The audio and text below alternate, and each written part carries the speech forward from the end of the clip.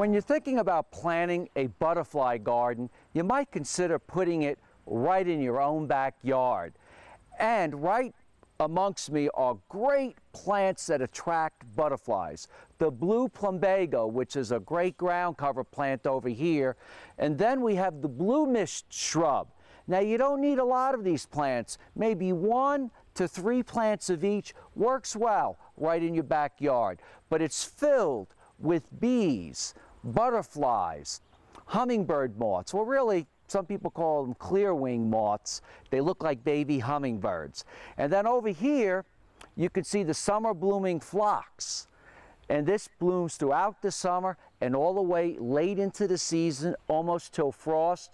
And this is covered with butterflies. And this is a very fragrant plant, by the way.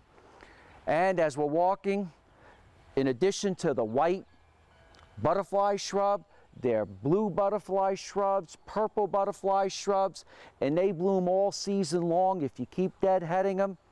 And right in front of the blue mist shrub with the beautiful bee here, we've got Nepeta, or the cat mints, right along the ground that's in full flower, and that attracts butterflies at the same. And you can see the butterflies flying all around me.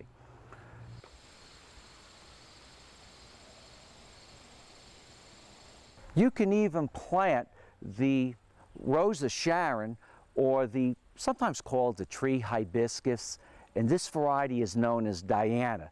Beautiful single white bloom that will attract butterflies in the garden. Only need 1 plant.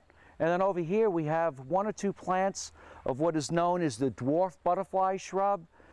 And as you can see, they do get big if you don't prune them, but they attract, you know, the sulfur butterflies, the monarchs again, and then even the clear wing moths. And over here we have a planter that is filled with lantana. So you can use tender annuals in the garden at the same time.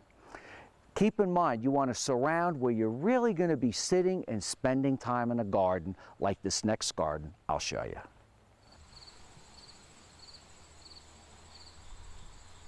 After a long, hard day, maybe at work, you can just come and sit right in a patio surrounded with these plants which attract not only the butterflies, but even the hummingbirds. And this is a fantastic plant.